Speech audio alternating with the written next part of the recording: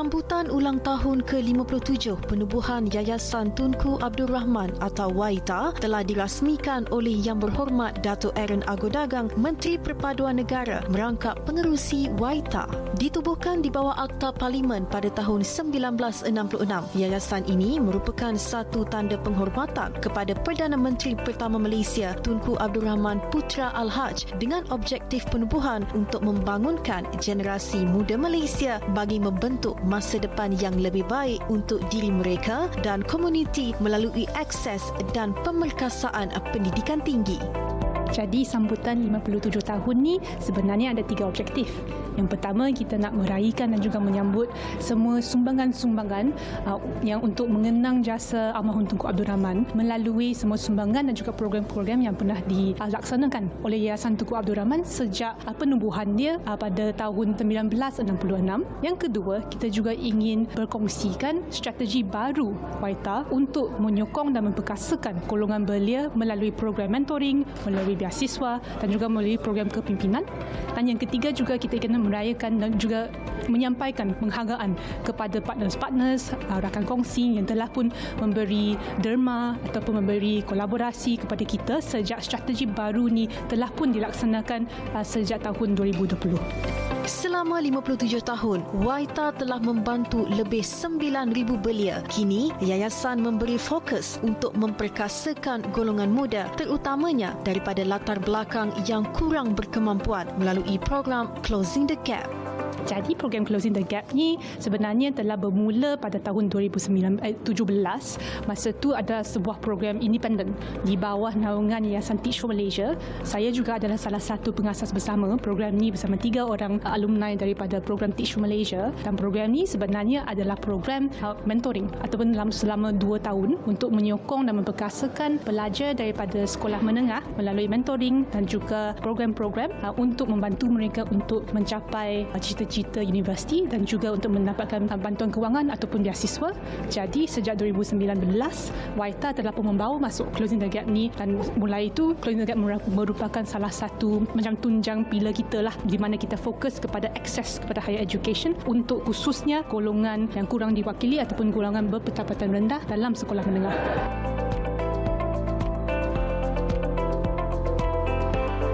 Apabila kita sebut tentang mungkin kesepaduan ataupun perpaduan, biasanya kita akan bercakap tentang agama ataupun kaum, tapi sebenarnya sosioekonomi ataupun kelas jugalah amat-amat penting sebab unequal world is actually a very divided world. So itu yang kita percaya. So maksudnya jurang sosioekonomi ini adalah agak penting kita untuk merapatkannya kalau kita nak bercakap atau berbincang tentang cohesion of society lah. So bagi YAITA, strategi kita adalah pertama adalah bagaimana kita boleh mengenal pasti potensi dalam golongan belia terutamanya daripada golongan yang kurang diwakili. Untuk definisi golongan kurang diwakili ni kita akan merujuk kepada scholar mungkin yang daripada golongan B40, mungkin daripada geografi yang kurang diwakili seperti Kelantan, Terengganu, Sabah, Sarawak dan mungkin juga ada sesetengah pelajar yang mungkin berasal daripada keluarga single parent. Itu merupakan semua golongan yang kita rasa kita kena berikan lebih lagi pemerkasaan kepada mereka. Kalau kita boleh merapatkan jurang sosioekonomi ini, makalah kita juga boleh mencapai perpaduan yang sebenar. YAITA menyasarkan untuk membantu lebih 1,000 pelajar bagi tempoh 5 tahun akan datang bagi melanjutkan pelajaran ke peringkat tinggi dan menjadi pemimpin muda. YAITA mengalu-alukan syarikat dan individu untuk merealisasikan aspirasi ini dengan menaja beasiswa Tunku Abdul Rahman 2024 atau membiayai program 2024 Closing the Gap.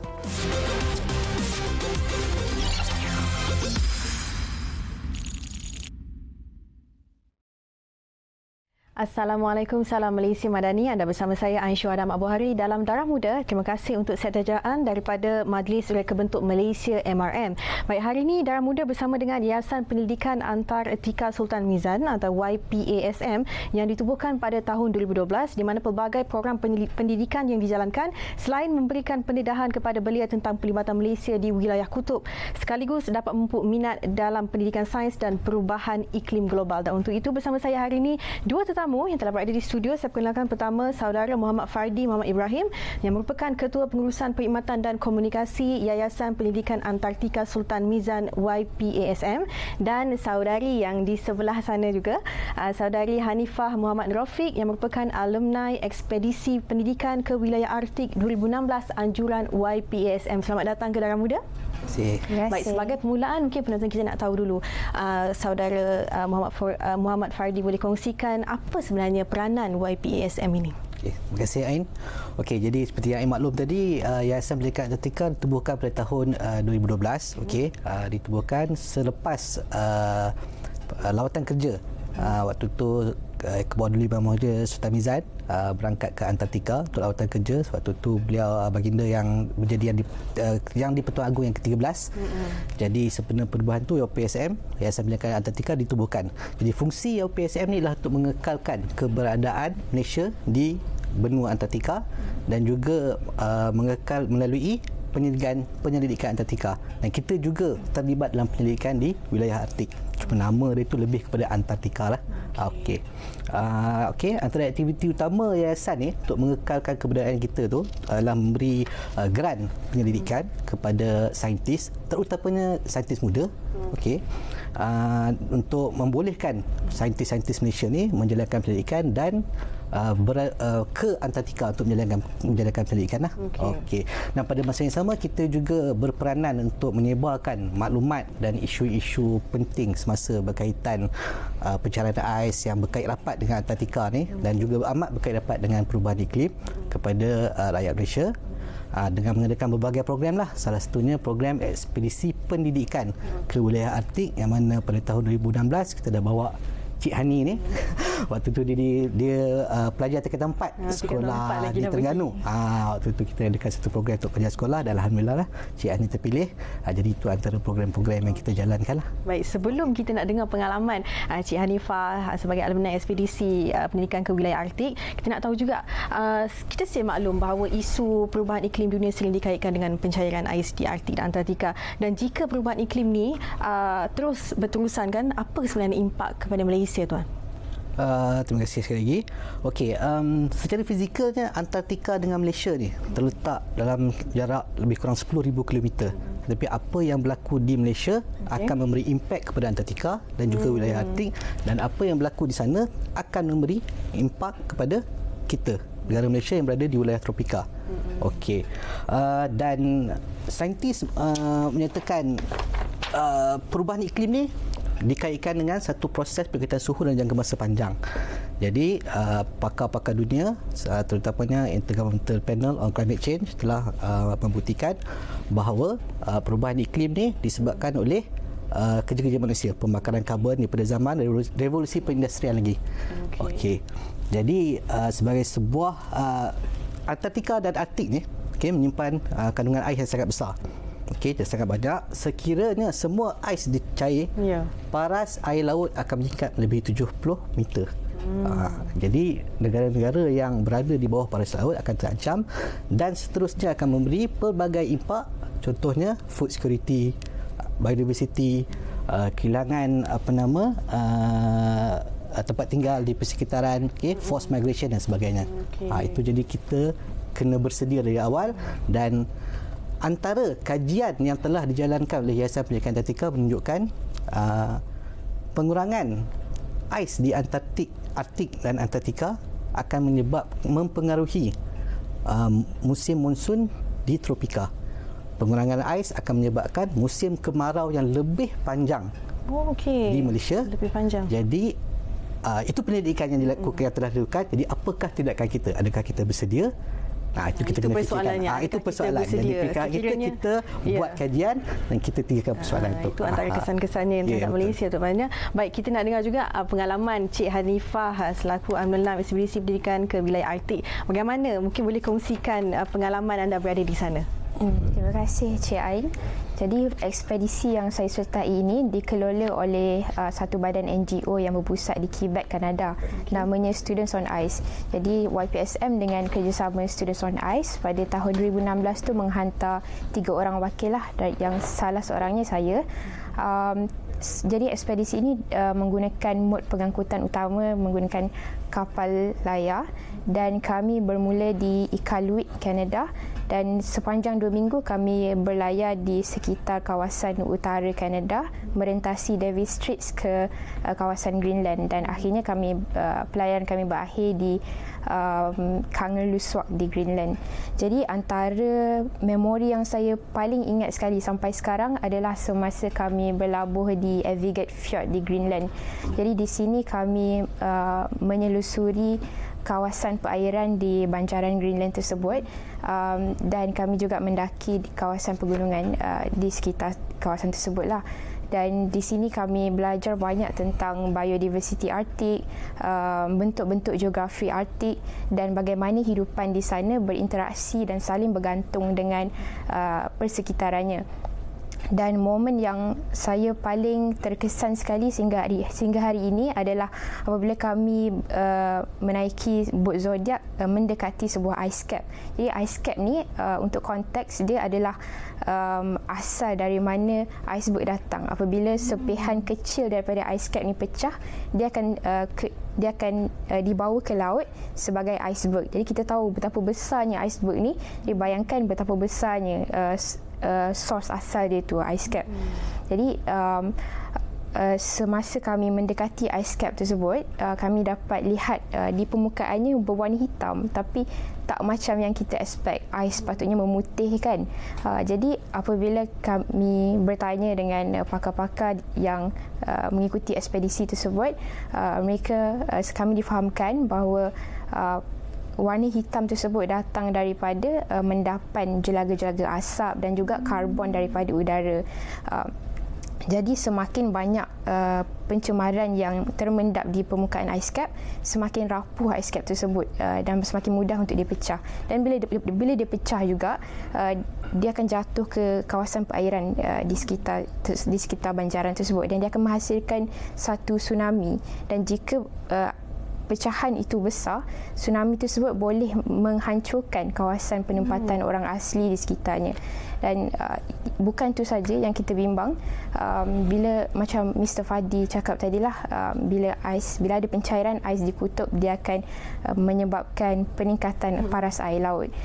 Dan kita tahu laut ni walaupun dia besar, tapi perubahan yang kecil yang jauh di Arktik boleh menghasilkan chain of reaction yang akhirnya boleh mendatangkan kesan negatif kepada ekosistem laut di Malaysia juga, sebab dia sangat sensitif. Okey.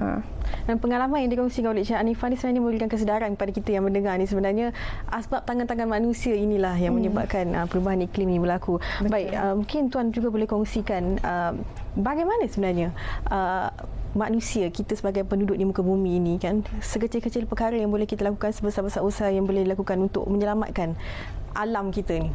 Okey, setiap orang, setiap individu mempunyai peranan tersendiri.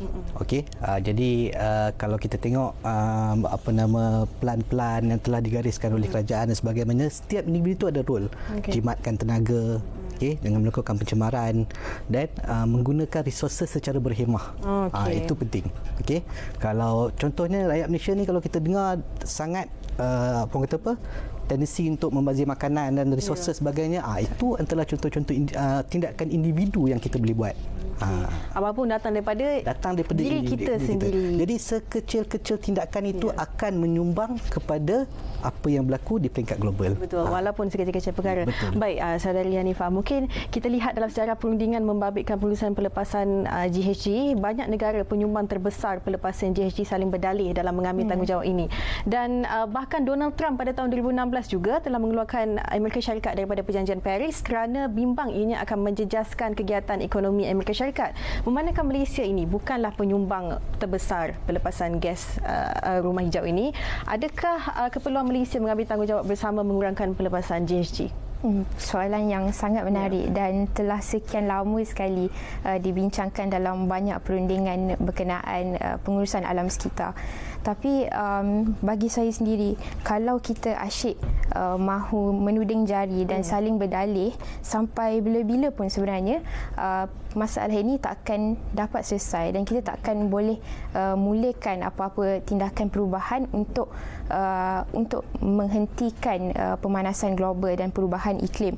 Dan kerana itulah Malaysia walaupun negara kecil perlu turut mengambil bahagian dalam usaha-usaha untuk mencapai net zero seperti yang termaktub dalam Perjanjian Paris.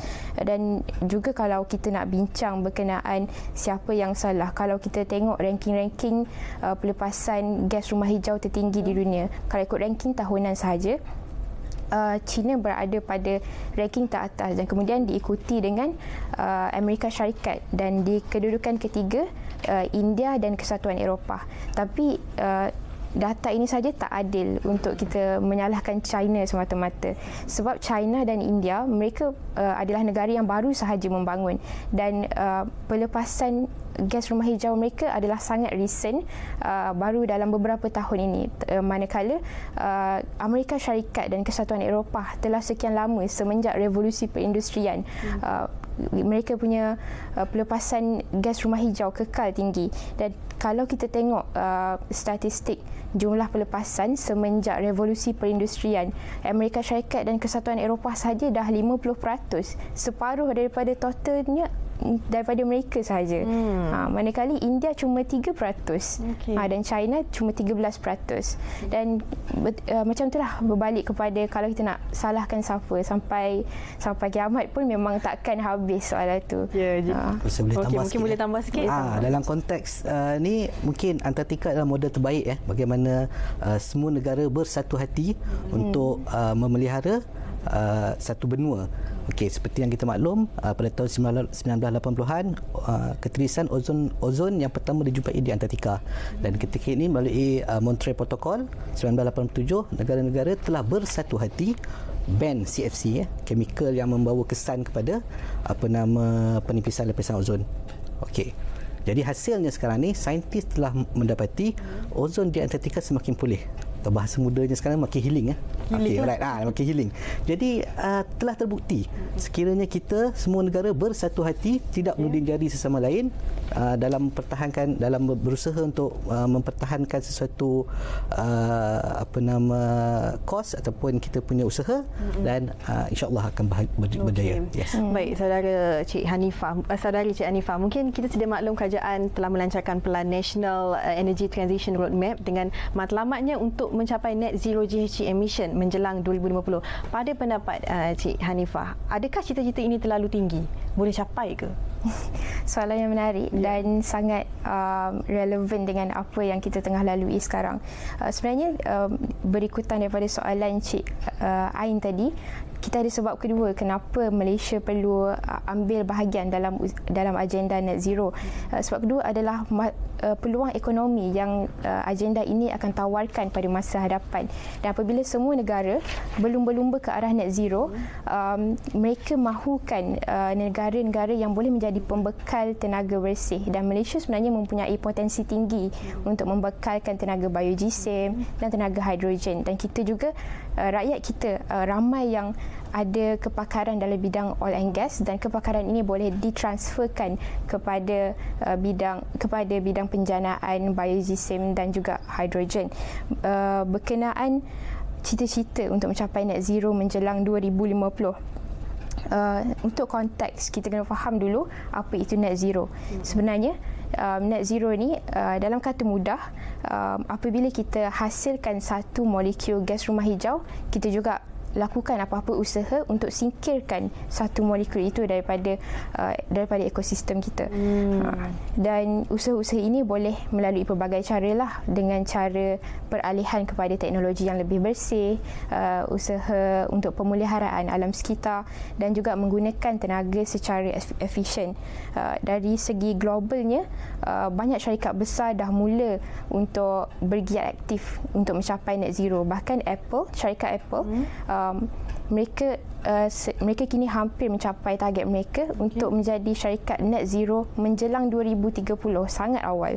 Jadi di peringkat nasional pula sebenarnya usaha-usaha ini dah ada, cumanya kita tak ada matlamat yang menyatukan usaha-usaha ini dan seperti biasalah mungkin apabila usaha-usaha ini berpisah, jadinya mungkin skalanya tak besar dan tak boleh memberi impak untuk kita capai net zero menjelang 2050. Tapi kita bertuah kerana kerajaan mempunyai kesedaran awal, jadi kita ada inisiatif NATA yang akan membuka sektor-sektor ekonomi baru untuk menjana tenaga, untuk mengalihkan sumber tenaga kita yang kini kita bergantung kepada arang, dan kemudian pada masa hadapan kita akan ada energy mix, maknanya mungkin arang tu akan fully stop pada tahun 2050.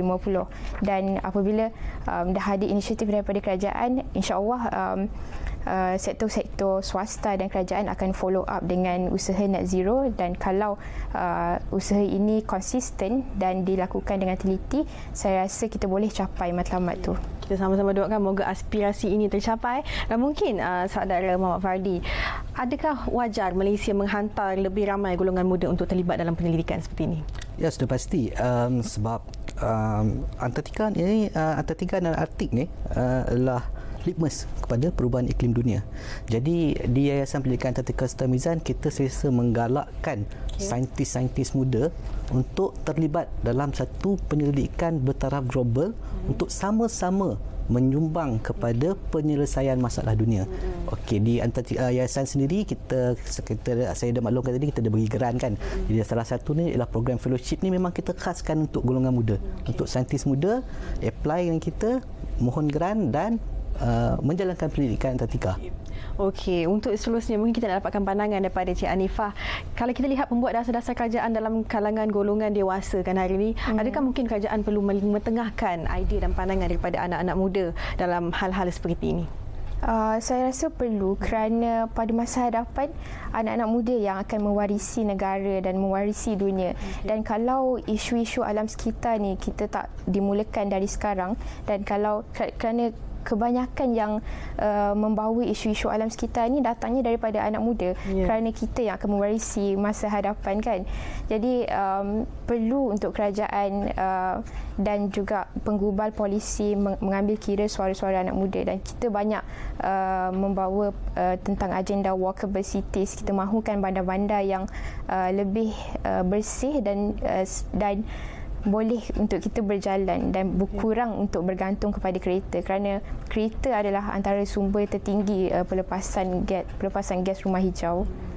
Baik, kalau kita lihat trend semasa apabila isu alam sekitar ini diangkatkan, mungkin ada pemikiran ataupun mereka yang pesimis, kononnya isu kemiskinan tu perlu di-highlightkan dulu. Okey, apa pandangan anda? Macam yang berlaku pada waktu PRN hari itu kan. Pada pandangan saya betul, ada betulnya, kerana sekarang ni inflasi berlaku pada yang sangat rancak kan, sehingga harga barang-barang keperluan meningkat sangat mendadak dan tak setimpal dengan peningkatan gaji. Dan saya percaya isu ini perlu ada penyelesaian segera.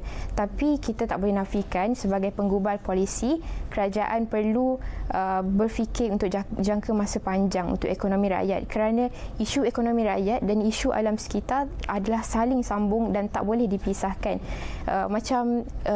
Macam awal-awal kita bincang tadi berkenaan food security, kalau kita tahu gas rumah hijau ni dia akan berkumpul di troposfera tengah, maknanya dalam banyak negara di khatulistiwa yang akan paling terjejas dengan pemanasan global dan perubahan iklim.